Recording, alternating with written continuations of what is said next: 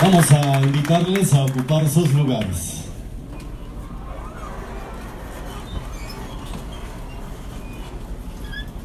Muy buenos días, señoras y señores, sean todos bienvenidos a la conferencia magistral Tratados Internacionales y Control de Convencionalidad, a cargo del doctor Sergio García Ramírez. Preside este importante evento el gobernador constitucional del estado de Chiapas, Rutilio Escandón Cadenas.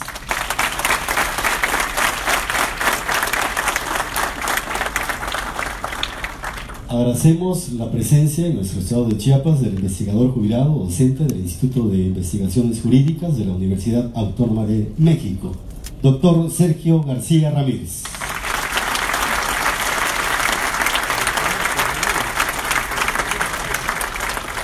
Saludamos al presidente de la Comisión Estatal de los Derechos Humanos, licenciado Juan José Cepeda Bermúdez. También nos acompaña el presidente del Poder Judicial del Estado, el magistrado Juan Óscar Trinidad Palacios.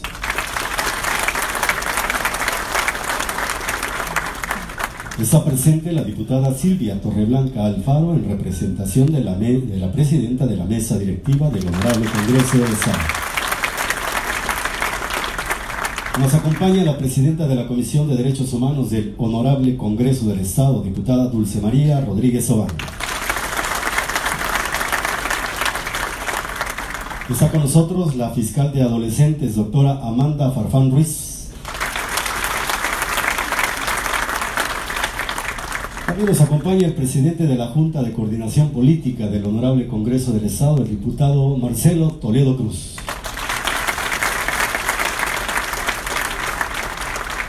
Saludamos al rector de la Universidad Autónoma de Chiapas, doctor Carlos Natarén Andayapa.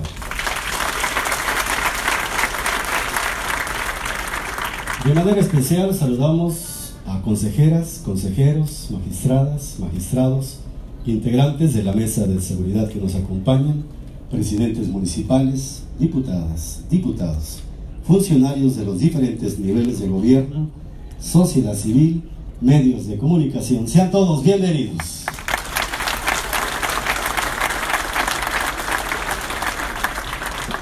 Escuchemos palabras de bienvenida a cargo del licenciado Juan José Cepeda Bermúdez, presidente de la Comisión Estatal de los Derechos Humanos en Chiapas.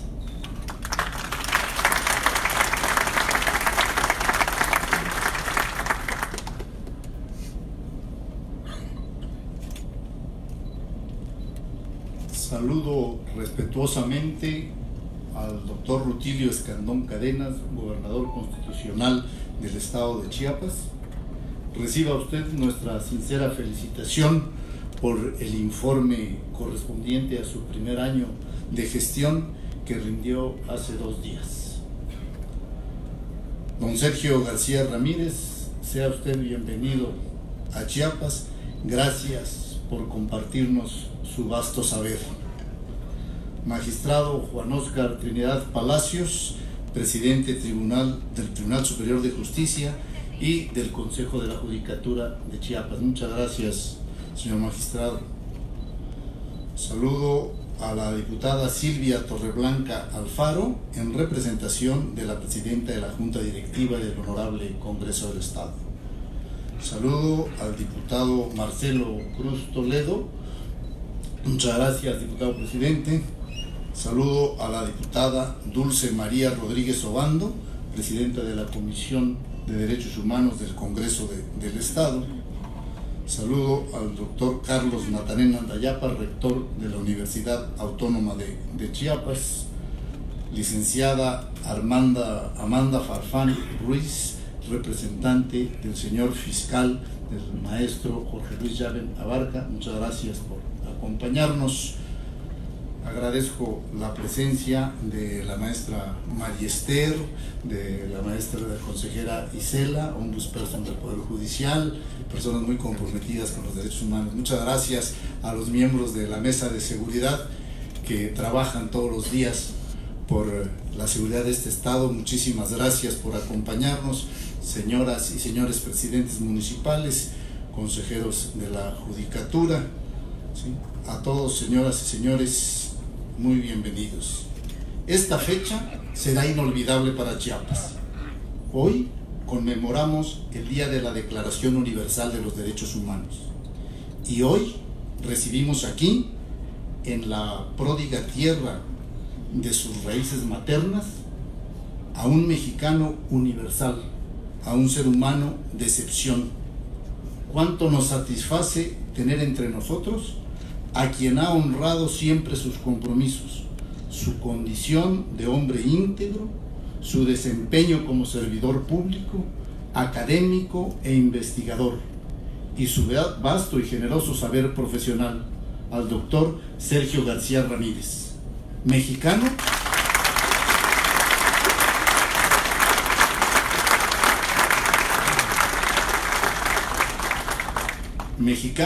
que ha consagrado su esfuerzo para iluminar y fertilizar cielo y suelo de los derechos humanos.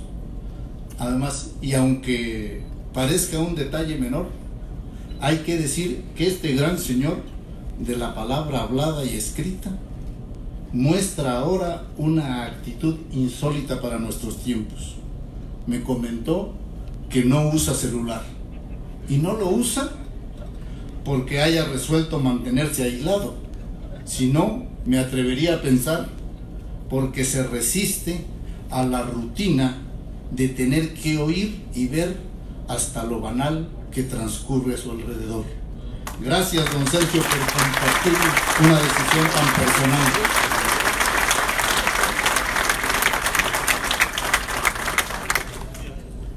Para la Comisión Estatal de los Derechos Humanos, constituye un vigoroso estímulo que en este acto nos distinga con su presencia el señor gobernador del estado, el doctor Rutilio Escandón Cadenas. Respetuoso de nuestra autonomía, el primer mandatario de Chiapas nos dispensa un trato cordial, deferente, y nos ha apoyado sin regateos en el cumplimiento riguroso por parte de los funcionarios de su administración de las recomendaciones que emitimos. Si en cualquier tiempo resulta difícil la conducción de un Estado, en la actualidad dicha tarea se torna mucho más difícil. La población aumenta con celeridad, los problemas se multiplican, las urgencias se incrementan y los medios de comunicación y las redes se vuelven tribunales cotidianos que en ocasiones juzgan y condenan, haciendo trizas la presunción de inocencia o arrojando cieno indiscriminadamente. No nos quejamos del instrumental moderno, sino del empleo que algunos hacen de él. Celebramos que el gobernador del estado haya destacado desde años atrás en el quehacer judicial y legislativo, pues así logró una visión más completa de la función pública y una formación sólida. Así puede entender al pueblo con oídos y ojos abiertos, atenderlo con decoro, con decencia. Esa es la esencia del buen gobierno. Amigas y amigos, para la Comisión Estatal de los Derechos Humanos, esta jornada de rememoración significa un motivo poderoso para continuar trabajando con ahínco. Gracias por escucharnos, gracias por venir.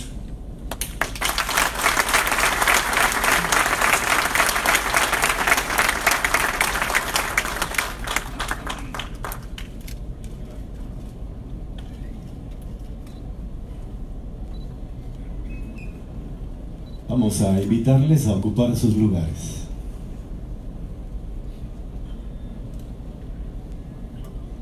De nuestro invitado especial, de nuestro conferencista, es doctor magna cum laude por la Universidad Autónoma de México, antiguo profesor de la Facultad de Derecho e investigador en el Instituto de Investigaciones Jurídicas. Fue miembro de la Junta de Gobierno de la Universidad Autónoma de México. Es investigador emérito del Sistema Nacional de Investigadores y profesor emérito de la Universidad Autónoma de México. Ha sido Procurador General de la República, juez y presidente de la Corte Interamericana de Derechos Humanos. Doctor honoris causa por diversas instituciones mexicanas y extranjeras.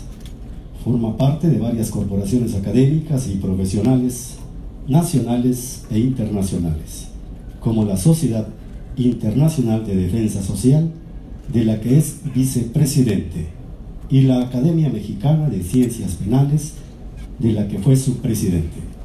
Autor de numerosos libros y artículos sobre temas jurídicos, entre ellos varios correspondientes de derechos humanos y sistema penal. Fue miembro del Consejo Consultivo de la Comisión Nacional de los Derechos Humanos y de la Comisión Nacional de Arbitraje México. Recibamos al doctor Sergio García Ramírez con la conferencia magistral Tratados Internacionales y Control de Convencionalidad.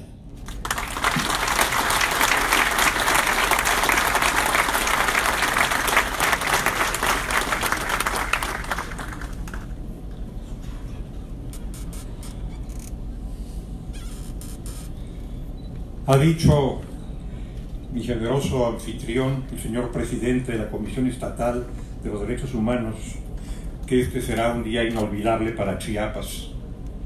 No sé si lo será, depende de la buena memoria y del generoso corazón de los chiapanecos, pero desde luego será para mí un día verdaderamente inolvidable, por hallarme aquí, por estar entre ustedes y por abordar brevemente, se los prometo, el tema que se me asignó para su tratamiento en esta fecha.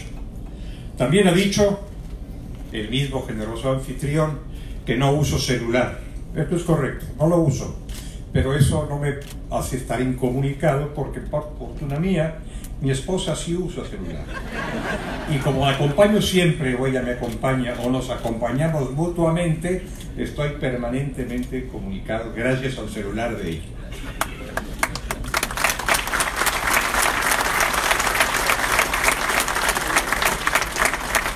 Señor gobernador del estado de Chiapas, al que siento como mi estado en buena medida por la oriundez de mis mayores, nacidos en esta entidad federativa tan entrañable. Señor presidente de la Comisión Estatal de los Derechos Humanos, muchas gracias por su atención, por su diligencia, por su amistad. Señoras diputadas, señor diputado, señor presidente del Tribunal Superior de Justicia, señora fiscal, señores miembros del presidio y destacadamente, si me lo permiten, porque se trata de mi amigo y colega, señor rector de la Universidad de Chiapas, a quien le deseo la mayor de las suertes en su complejo desempeño al servicio de la cultura chiapaneca y mexicana.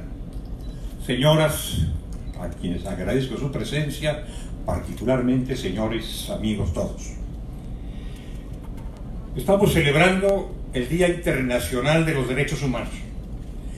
En 1948, al cabo de la Segunda Guerra Mundial, fue el año que alumbró dos documentos fundamentales para la causa de los derechos humanos: la Declaración Americana de los Derechos Humanos, Derechos y Deberes del Hombre, y la Declaración Universal, el 10 de diciembre de 1948.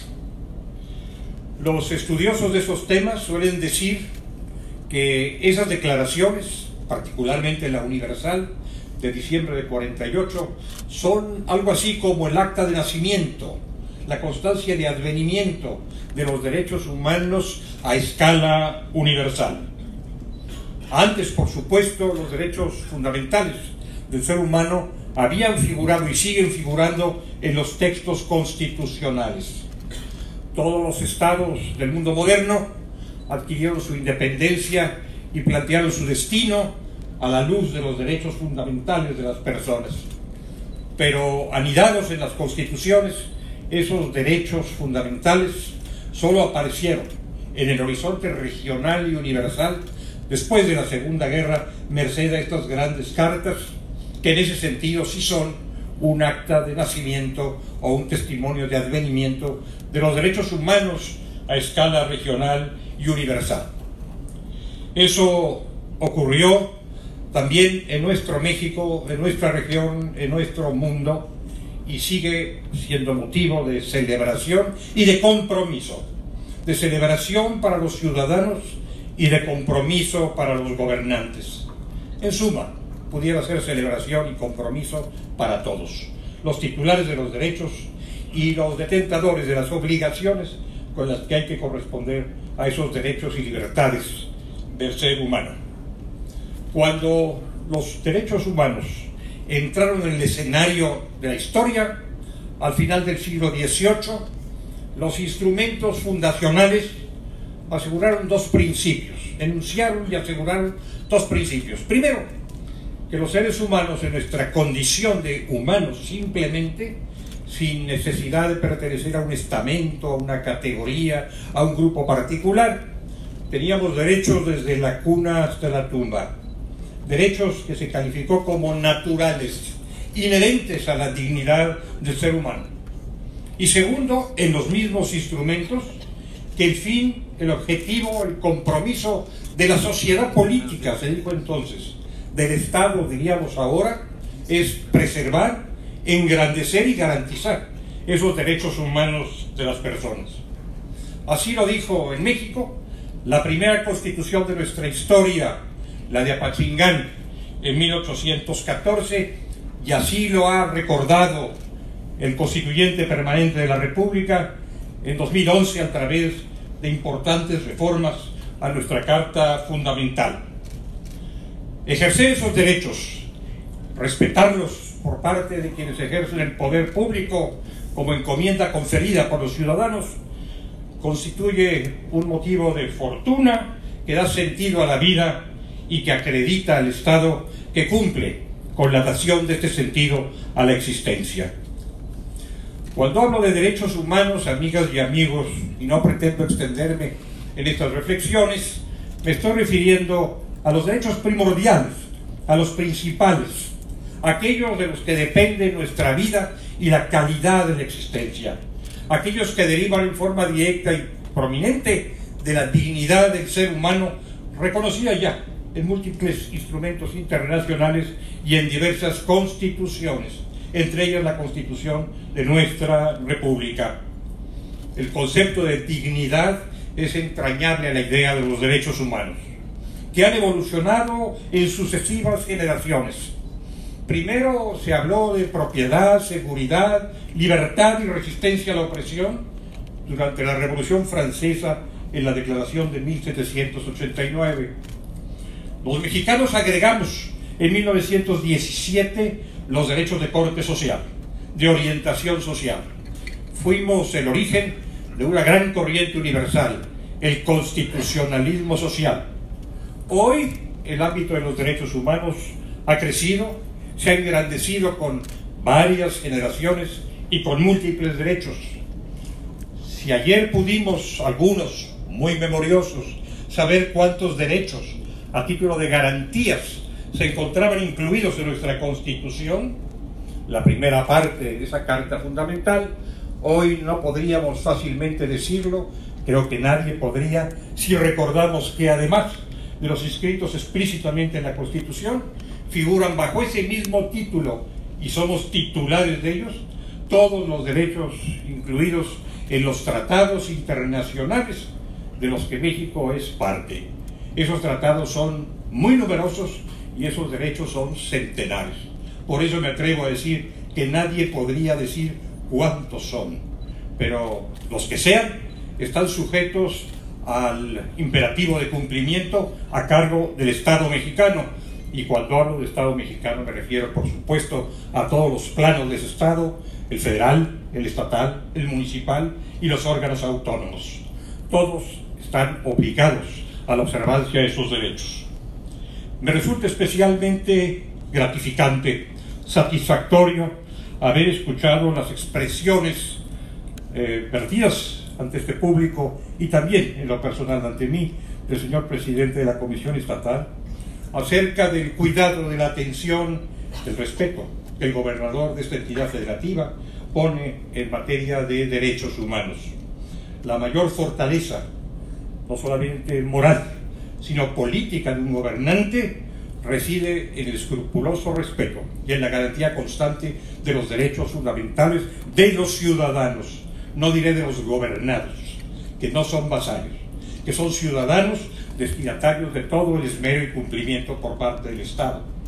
Celebro, señor gobernador, que usted, como político distinguido y como jurista que ha transitado los territorios de la Administración de Justicia, sea no solamente un conocedor de los derechos fundamentales, sino un defensor de su cumplimiento. Enhorabuena por eso y enhorabuena a la Comisión Estatal de los Derechos Humanos.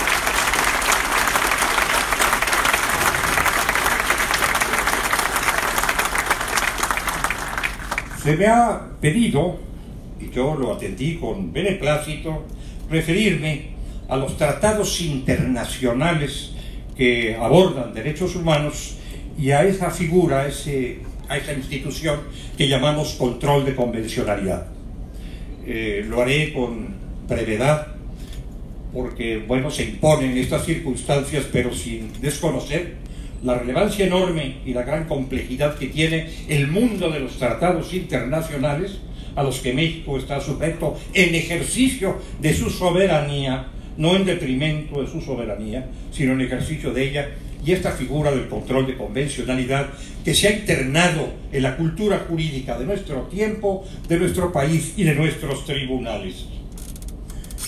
Si uno revisa el Estatuto de la Corte Internacional de Justicia e indaga en ese texto las fuentes del derecho internacional público, que son también fuentes del derecho internacional de los derechos humanos, advertirá entre ellas una que es primordial, no la única, quizás no la principal, pero sí una fuente destacada en el conjunto, que son los tratados internacionales. No olvido la costumbre internacional, que es primordial, pero hay que cargar el acento, y ahora lo hago en los tratados internacionales. Estos tratados han ingresado en la normativa constitucional. Muchos estados de nuestro tiempo reconocen la jerarquía suprema de los tratados internacionales, particularmente de los que tienen que ver con los derechos fundamentales, con los derechos humanos. Esta corriente de reconocimiento se ha dado en los estados americanos, principalmente en aquellos que en los últimos años, en las últimas décadas, han incorporado grandes reformas, a partir de la reforma de 1994 en Argentina, y también como México y otras naciones que han introducido el concepto de tratados como concepto rector de la conducta de gobernantes y gobernados.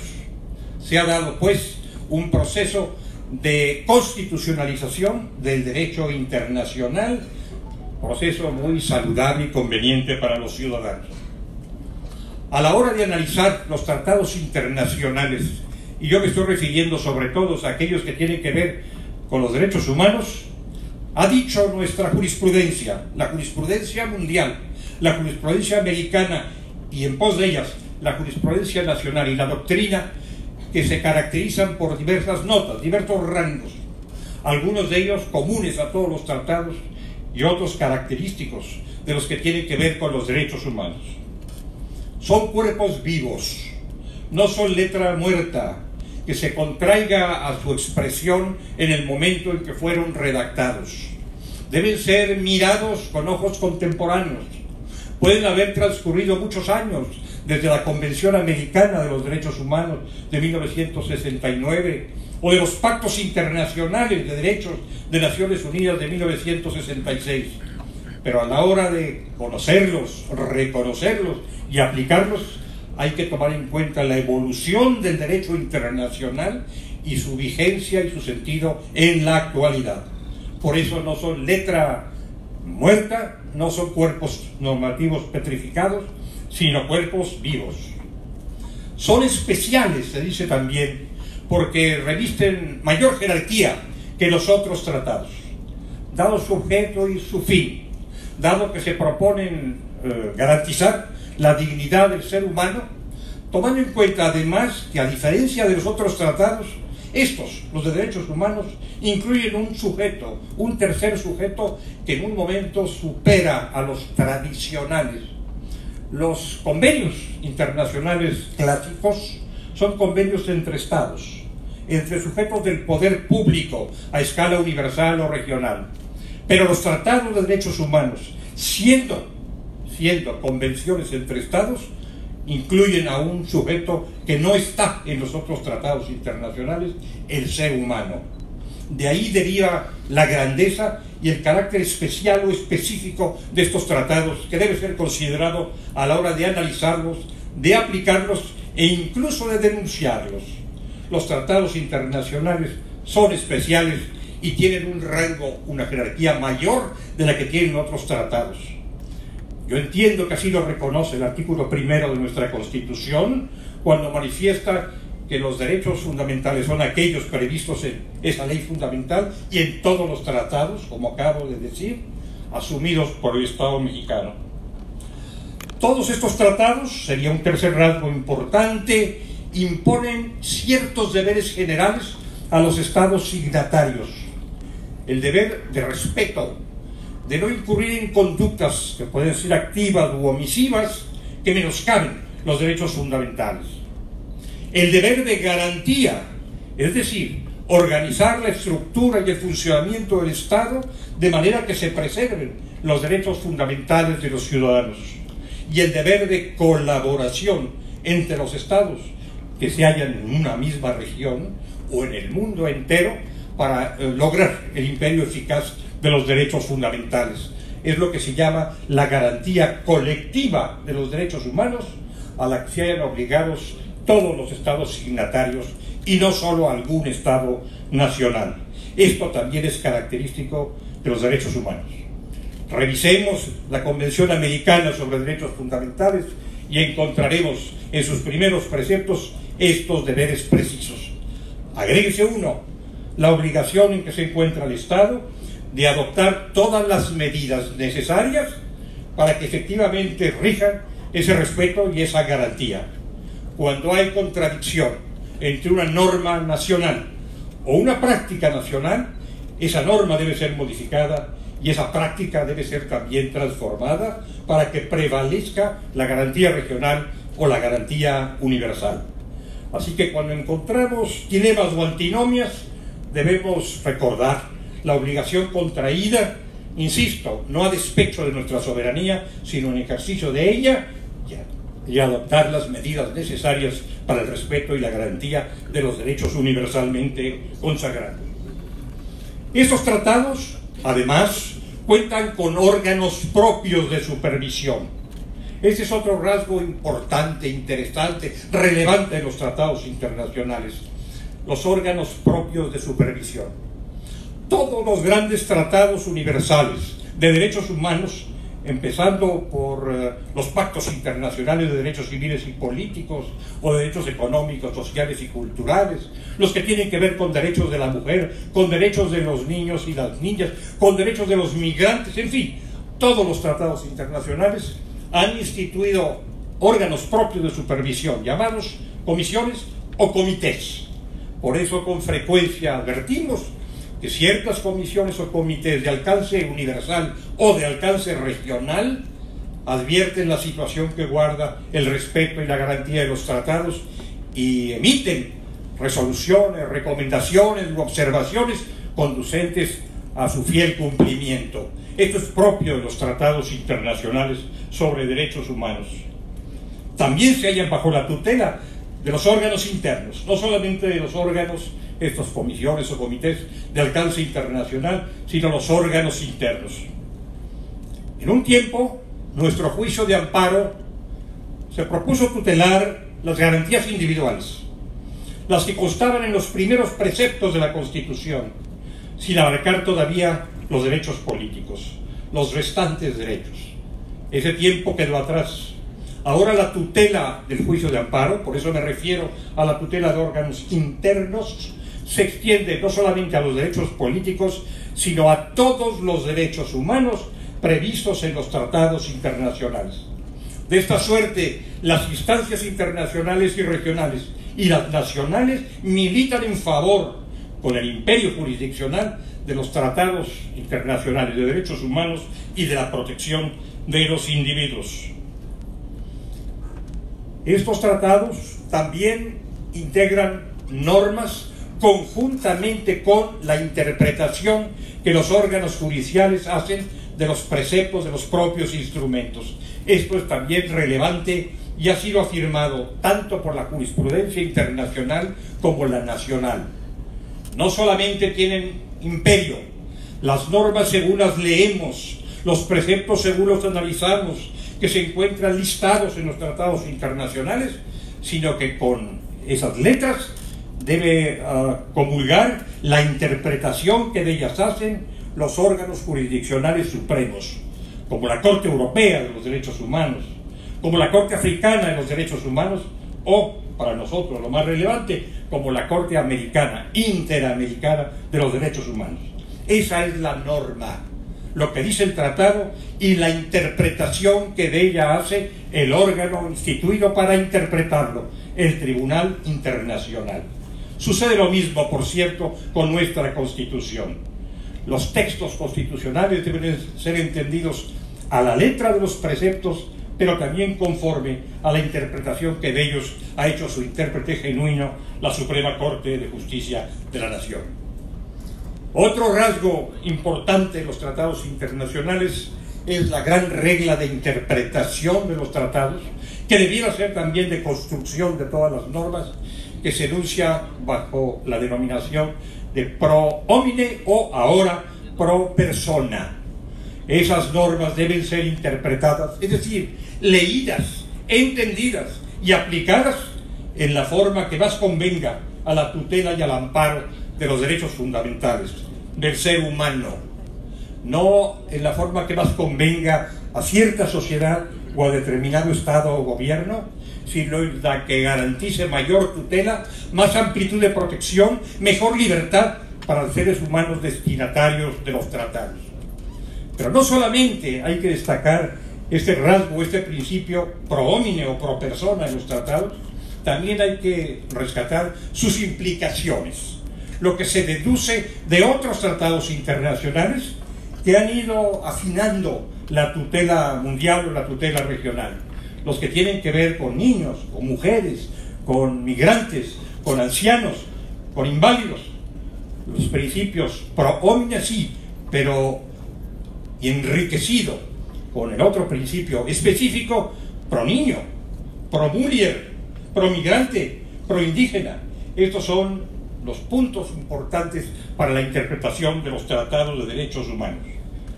Además, hoy día, los tratados a los que me vengo refiriendo concurren lo que se ha llamado el bloque de constitucionalidad. Esta expresión, la existencia de un bloque de constitucionalidad, proviene de la doctrina francesa, pero se ha universalizado. Un lector antiguo de la Constitución, o un lector de las antiguas constituciones, como se quiera poner la expresión, leía las normas constitucionales y pensaba que en ellas se depositaba toda la Constitución. Un lector contemporáneo sabe que la Constitución no se contrae a los preceptos inscritos en el texto fundamental, sino que abarca a otros que ingresan también al torrente jurídico con el mismo rango de la Constitución. Esos otros son para nosotros los correspondientes a los tratados internacionales de derechos humanos. Por eso hablamos de un bloque de constitucionalidad o, según dicen otros, nuestra Suprema Corte, de un parámetro de regularidad constitucional. En suma, de lo que se trata es de la expansión del texto constitucional, del enriquecimiento del derecho constitucional a través de un bloque novedoso que tutela también con rango constitucional los derechos fundamentales. Son pues estos tratados lo que podríamos llamar una segunda fuente del orden jurídico. Ya no solamente la fuente tradicional, ordinaria, histórica, que consta en nuestra tradición, en nuestra escritura interna, sino la fuente que proviene del exterior, que ha sido trabajada también por nosotros mismos como miembros de los organismos internacionales, dentro de la cultura internacional de los derechos humanos, bajo los tratados que libremente hemos adoptado. Tenemos pues ya una segunda fuente del derecho mexicano, una de origen interno estrictamente y otra de origen internacional con la participación de México. Ahora bien, para resolver la antinomia tradicional, acostumbrada, entre el derecho internacional por una parte visto con lejanía y ahora con creciente cercanía, pero en un tiempo con lejanía. Y el derecho interno es preciso tender puentes que permitan el tránsito del orden internacional al orden interno, sin trauma, sin oposición, sin conflicto. El derecho interno debe construir esos puentes, esas vías de ingreso, comunicación, ese sistema de recepción nacional del derecho internacional. Y lo hace con distintos modos o por distintas vías. Los puentes deben ser constitucionales, legales, políticos, culturales, jurisdiccionales. Constitucionales, abriendo el espacio del texto constitucional al ingreso de los temas internacionales, reconociendo que los tratados internacionales son parte del derecho nacional y que por lo tanto deben ser vistos como derecho propio. Dice nuestro artículo 133 constitucional, con una expresión que tomamos de siglos anteriores, con una vieja expresión: son ley suprema de toda la Unión esta Constitución, las leyes que emanan de ella y los tratados internacionales conformes a ella. Y dice con palabras más contemporáneas, más actuales, más frescas, el artículo primero de la Constitución, reformado en 2011, que los derechos del individuo, el estatuto fundamental del individuo, se integra con las disposiciones constitucionales y, como he dicho, con las de los tratados internacionales. Este es el puente constitucional indispensable para que exista este ingreso suave y armónico del derecho internacional al ámbito del orden jurídico nacional.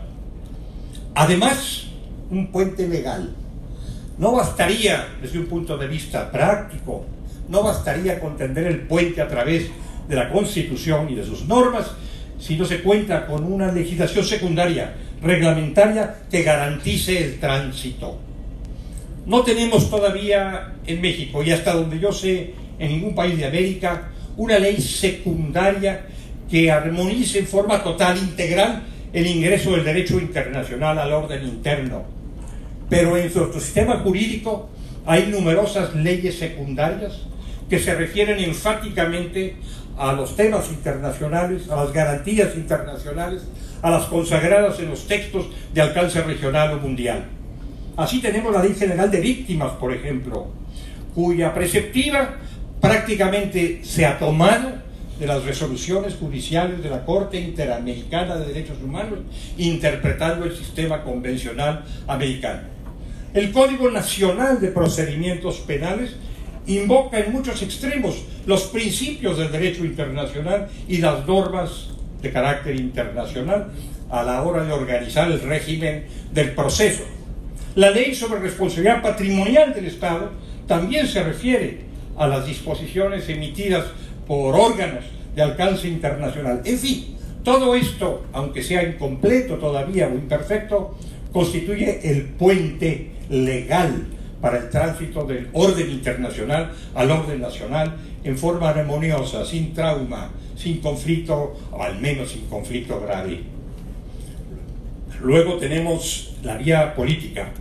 La vía política que se refleja, a mi modo de ver, en las políticas públicas, en los instrumentos, en los documentos sobre políticas públicas, en los programas nacionales, estatales, sectoriales sobre políticas públicas. Si ustedes toman el Programa Nacional sobre Derechos Humanos, por ejemplo, elaborado por la Federación, o algunos otros programas que tienen que ver con ciertos sectores de la sociedad, que pueden ser las mujeres o los niños, advertirán que su texto parece una transcripción de los tratados internacionales o de la jurisprudencia internacional. Esa ha sido su fuente, esa ha sido su inspiración. Esta es la vía de tránsito de carácter político. Y luego tenemos la de carácter jurisdiccional, el tránsito a través del desempeño jurisdiccional, del quehacer de los tribunales, que es de enorme importancia. Finalmente, la Constitución, las leyes secundarias, e incluso en ocasiones los instrumentos de política pública, llegan al conocimiento de los tribunales invocados por los ciudadanos. o por las propias autoridades. Y son los tribunales los llamados a resolver el alcance, el sentido, el impacto de estos ordenamientos. Por eso importa no solo el quehacer, la vía, el puente de la Constitución, de la ley secundaria, de la política pública, sino el de la jurisdicción. Y es aquí donde ha surgido, amigas y amigos, distinguido señor gobernador, que de esto sabe más que yo, pero me escucha con benevolencia, de aquí ha surgido esa figura llamada el control de convencionalidad. Hace algunos años, estudiando nuestro sistema de controles de la aplicación de normas, advertimos la existencia de un control de constitucionalidad, que es una figura muy conocida, con distintas características, pero a la que no es ajena ni nuestra legislación ni nuestra doctrina. Pero notando también que no solamente debemos atenernos al mandamiento de la Constitución, sino también al de las convenciones que se ha constitucionalizado, se urdió la figura del control de convencionalidad. Rige la Constitución, pero rigen las convenciones. Y por lo tanto los actos internos, las normas domésticas, deben ser ponderadas a la luz de esa doble instancia normativa.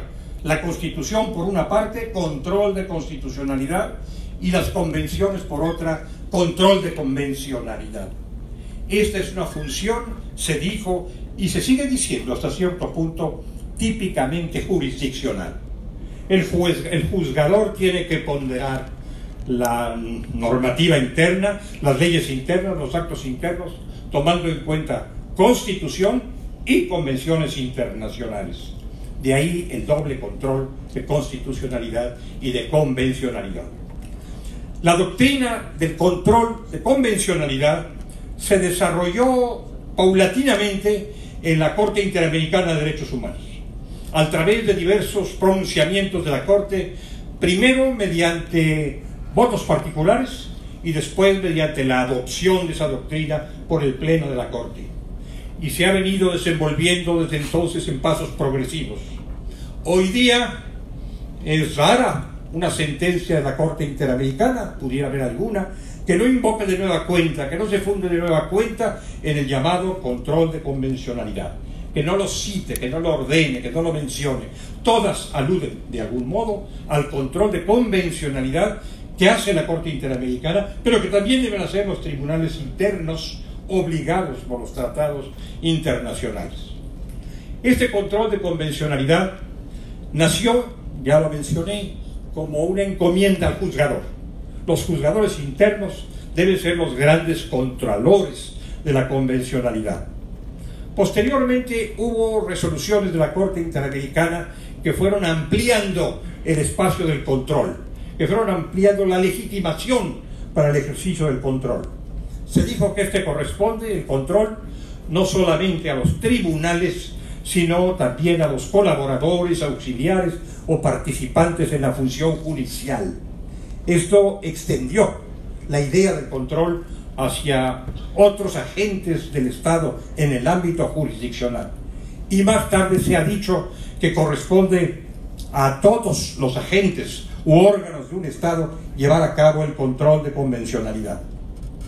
Yo debo ser cauteloso frente a este último desarrollo. Tengo alguna duda de que en efecto el control de convencionalidad pueda ejercerse por quienes no tienen funciones jurisdiccionales. ¿Cómo puede ejercer control de convencionalidad el Congreso? ¿Cómo puede ejercerlo el presidente de la República? ¿Podría ejercerlo un agente del poder público, un funcionario de cualquier nivel de gobierno, el director general de correos, el director de un servicio público de salud o de educación?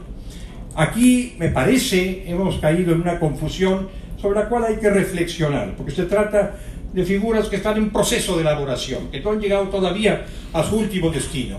Hay que distinguir entre lo que es estar obligado por la norma internacional y lo que es ejercer un control sobre la aplicación de las normas internacionales. Son dos cosas diferentes. Obligados por la norma internacional estamos todos. Lo dice nuestro artículo 1 constitucional. Todas las autoridades del Estado están obligadas, todas sin excepción, a garantizar y respetar todos los derechos humanos de todos los individuos.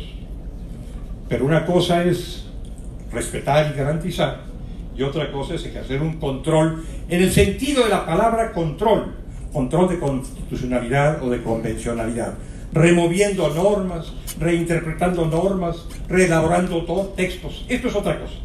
Esto es otra cosa, y para ello sí se requiere una misión, una función, unas atribuciones jurisdiccionales en sentido estricto que permitan que haya una instancia controladora y una instancia controlada, una norma de control y otra norma sobre la que se ejerce ese control. El tema es, lo reconozco, complejo y está sujeto a la elaboración y al debate. Lo que me interesa destacar no son tanto las complicaciones que puede haber en cada uno de los puntos que estoy abordando de una manera muy apresurada y modesta, sino destacar la enorme importancia que tiene la tutela internacional de los derechos humanos y la forma en que esta tutela ha sido asumida afortunadamente por el Estado mexicano. Durante mucho tiempo, siguiendo las lecciones de una dura historia, de una severa historia nacional, miramos con recelo la presencia de normas o de instancias que no fueran estrictamente nacionales. Teníamos motivos, teníamos razones para esa resistencia, para esa reticencia o recelo. Nuestra historia estaba plagada de intromisiones arbitrarias que nos causaron graves daños. Pero la historia ha caminado, los tiempos han caminado, estamos en otra circunstancia, ahora en el alba del siglo XXI, y podemos ahora, en ejercicio de nuestra soberanía, mirar con mayor apertura al ámbito universal, al ámbito regional, y agregarnos a él como miembros de una comunidad universal o una comunidad regional, y admitir que, siendo nosotros mismos autores de estos tratados internacionales, podemos aceptar que ellos se apliquen a nosotros mismos, a nuestros conciudadanos y a nuestras autoridades, y que los tribunales externos, que no son realmente extranjeros, sino externos geográfica y políticamente, ejerzan atribuciones que nosotros les hemos conferido a propósito de cuestiones que se suscitan o de hechos que se realizan en México. Hoy día, todos los países de América Latina, que son estados parte de la Convención Americana sobre Derechos Humanos, han sido convocados en calidad de demandados ante la Corte Interamericana de los Derechos Humanos. No es algo que haya ocurrido con cierto estado y no con otros. Paulatinamente esto ha ocurrido con todos, México incluido. Y en términos generales, diría yo, que los estados han asumido con seriedad esa responsabilidad internacional. No puedo hablar, desde luego, ni debo, por todos los estados, o en relación con todos los estados, pero en relación con México, sí puedo y debo decir que para satisfacción nuestra, y en todo caso para agrado mío, el Estado mexicano ha sido muy consecuente con sus compromisos internacionales y jamás ha rechazado el cumplimiento de una sentencia de un tribunal internacional cuya competencia haya aceptado, especialmente la Corte Interamericana. Sí, hay que decir que el cumplimiento a veces ha sido muy lento y parcial, no completo, pero esta circunstancia deriva de muchos factores que es necesario analizar y desde luego no obsta para la actitud esencial del Estado mexicano de compromiso y cumplimiento. Bueno, señor gobernador, señor presidente de la Comisión Estatal de los Derechos Humanos, señoras, señores, no quiero abrumarles más con muchas palabras de mi parte, solo he querido sumarme a la celebración chiapaneca del Día Internacional de los Derechos Humanos. Celebración chiapaneca de la que yo mismo formo parte como esencialmente chiapaneco por la sangre que corre por mis venas. Me es muy grato estar aquí, me es muy grato advertir la buena relación entre los poderes del Estado y la Comisión de los Derechos Humanos. No es fácil, no es fácil. Es un territorio complejo, es un campo a veces minado, pero dice mucho del talante moral de los gobernantes el hecho de que se allane el camino y se establezcan buenos puentes de comunicación también entre las autoridades varias de una entidad, un Estado, y quienes tienen a su cargo la difícil tarea de promover el respeto y la protección de los derechos humanos, que es la encomienda de las comisiones del Ombudsman o del Ombudsperson mexicano. De esta figura egregia hemos tomado de la tradición escandinava, y viajó por Europa, que llegó a América y que en México adoptó la figura de comisiones nacionales. A esta figura deseo larga vida, lozana existencia y una permanente y perseverante autonomía.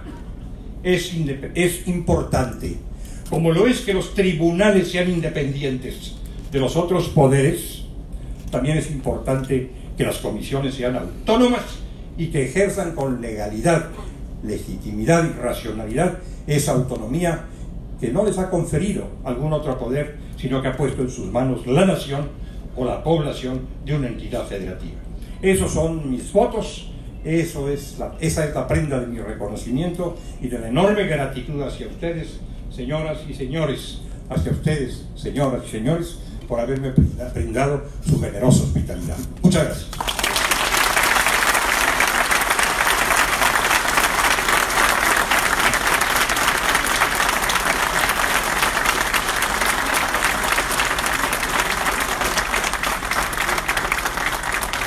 En ese momento el Ejecutivo del Estado hace entrega como un gesto y un reconocimiento a su conocimiento al doctor Sergio García Ramírez en esa conferencia magistral, una carpeta de piel y corbata confeccionada de manera artesanal con bordados chiapanecos. Enhorabuena y felicidades.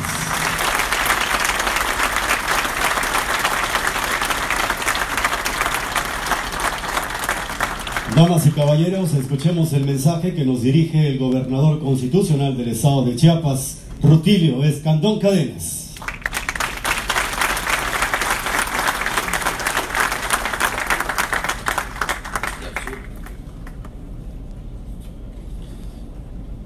Me da muchísimo gusto saludar a todas y a todos.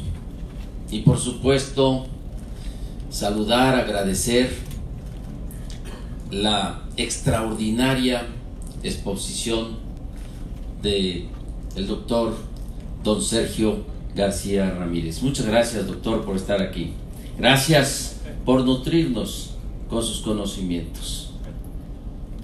Y además me da muchísimo gusto saber que el doctor García Ramírez, también de parte materna, tiene sus raíces en Chiapas, y eso pues nos da la seguridad de que Chiapas es una tierra de juristas. De aquí han salido muchas abogadas y abogados que han también aportado muchísimo al poder judicial del país y muchas instituciones jurisdiccionales y políticas de la nación. Muchas gracias por estar aquí, doctor.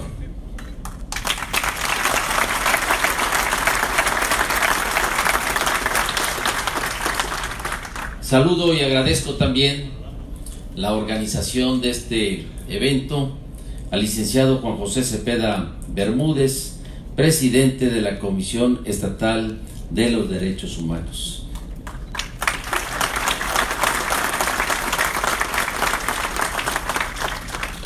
Saludo también al magistrado Juan Óscar Trinidad Palacios, presidente del Poder Judicial del Estado de Chiapas. Muchas gracias. A la diputada Silvia Torreblanca Alfaro, en representación del Honorable Congreso del Estado. Muchas gracias, diputada. A la diputada Dulce María Rodríguez Obando, presidenta de la Comisión de los Derechos Humanos del Honorable Congreso del Estado. Muchas gracias. A la doctora Amanda Farfán Ruiz, fiscal de adolescentes. Muchísimas gracias. Al diputado Marcelo Toledo Cruz, presidente de la Junta de Coordinación Políticas del Honorable Congreso del Estado. Muchas gracias. al rector de la Universidad Autónoma de Chiapas, doctor Carlos Natarain Nandayapa. Muchísimas gracias.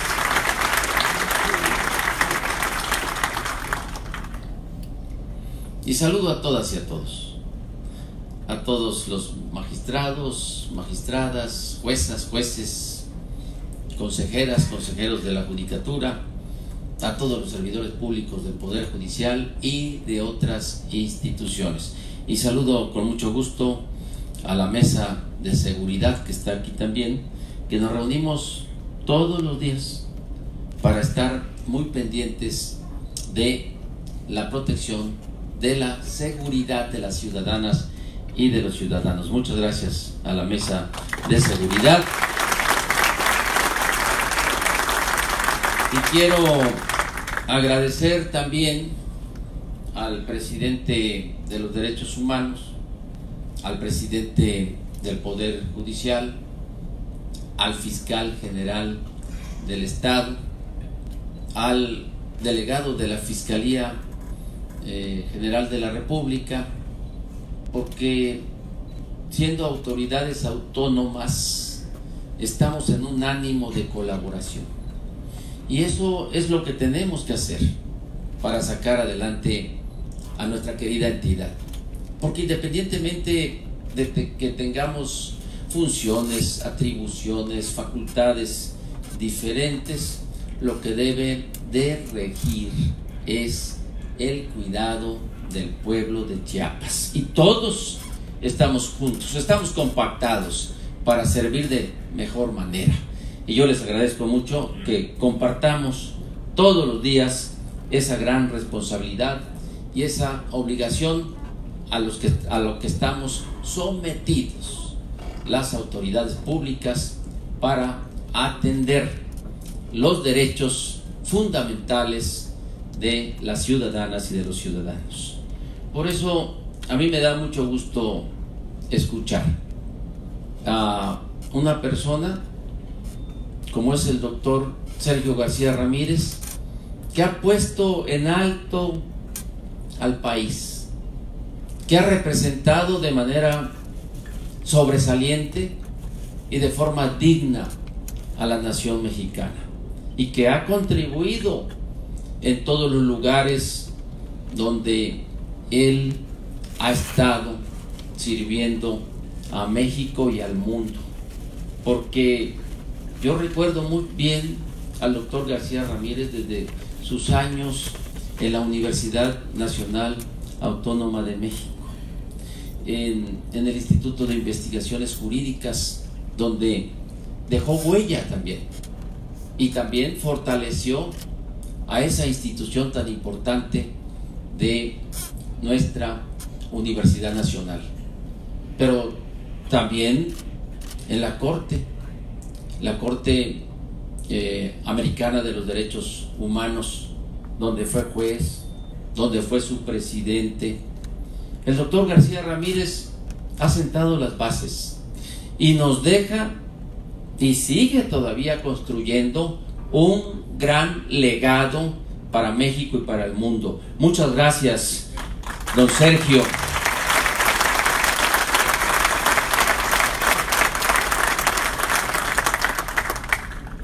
Por eso Chiapas hoy se engalana. Y yo no me podía perder esta disertación, porque ha sido una conferencia que va a dejar huella, historia, y como bien lo dijo el presidente de los Derechos Humanos, inolvidable para las chiapanecas y los chiapanecos. Y por favor, doctor García Ramírez, siga llegando a Chiapas, que nosotros lo necesitamos, para que nos siga enseñando y para que estemos actualizados en el respeto a los derechos humanos. Porque si respetamos el derecho de la gente, de las ciudadanas, del pueblo, pues definitivamente vamos a caminar por el progreso y el desarrollo. Como bien lo comentó aquí el doctor, es el derecho o el control convencional, es supremacía constitucional, porque tenemos la obligación y el pueblo tiene el derecho de invocar todas las experiencias que protejan la vida humana, que le den viabilidad al ser humano y que también le den inclusión, posibilidad de sacar adelante sus más grandes aspiraciones, que es el de vivir en equilibrio y el de tener el reconocimiento y el respeto a sus derechos fundamentales. Por eso nosotros en Chiapas estamos muy convencidos de que los derechos humanos nos dan la certeza. Por eso hemos repetido una vez y otra que debemos actuar de manera honesta, porque si lo hacemos de esa forma, los derechos humanos siempre van a estar presentes, porque garantizamos que los recursos públicos sean para servir y que siempre lleguen a su destino. Yo quiero manifestarle, doctor, que aquí en Chiapas estamos trabajando todos los días por una verdadera renovación de las conciencias. Y hoy me da mucho gusto que usted esté aquí en este Día Internacional de los Derechos Humanos. Y también fue grato ver desde la mañana que el presidente Andrés Manuel López Obrador reconoció y entregó el Premio Nacional de los Derechos Humanos a un gran mexicano que ya no está con nosotros, que es un indígena originario del norte del país, de Chihuahua, que se llama Margarito. Y por otro lado, a una indígena originaria del estado de Guerrero. Y es esto definitivamente lo que pone en relieve que los derechos humanos no deben de haber ninguna exclusión, ninguna discriminación, porque son tanto una mujer como un hombre que han mantenido su fortaleza, su trabajo, su esfuerzo para servir incondicionalmente a México. Y aquí también debemos de celebrar que hace exactamente 3 días, ayer, el día 9, que se entregó el Premio Nacional de Cultura por las artesanías a una indígena chiapaneca. Y eso de verdad que sí nos pone muy alegres, muy felices en Chiapas, que se esté reconociendo el trabajo de estas personas que han dedicado su vida a servir a México y a Chiapas.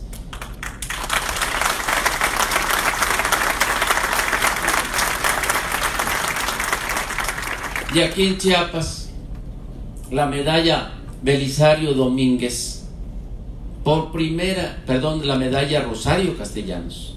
Este salón se llama Rosario Castellanos y lo bautizamos nosotros así, Rosario Castellanos, en honor de una gran mujer que nació, que aquí está su fotografía, allá está su busto, y que es una chiapaneca y mexicana auténtica.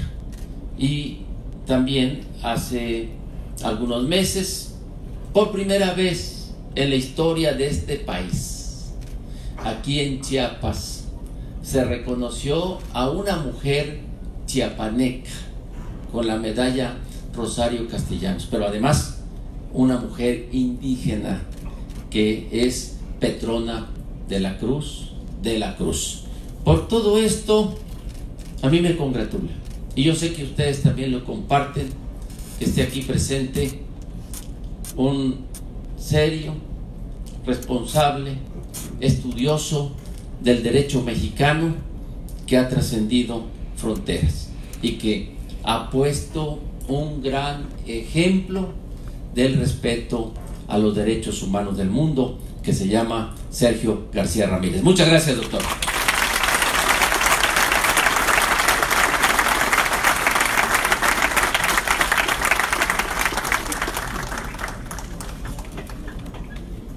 Muchas gracias, damas y caballeros, por haber estado en esta conferencia magistral, tratados internacionales y control de convencionalidad, a cargo del doctor Sergio García Ramírez.